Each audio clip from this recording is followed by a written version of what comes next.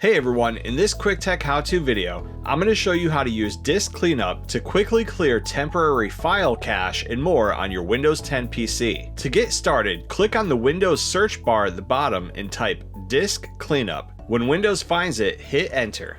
Disk cleanup will then scan your system and show you a quick result of how much it found to delete. We want to add a few more selections to this though, so scroll down and select temporary files to start. If you want, you can then also select things like recycle bin, downloads, and Windows error reports. Those are normally the selections that I make, and depending on what you have, will probably be the bulk of the space you'll clean up. When you've made your selections, click Cleanup System Files. Disk cleanup will then scan and recalculate how much space it can clean up. Reselect the items that you want to delete and click OK. A pop-up warning will appear. When you're ready, select Delete Files.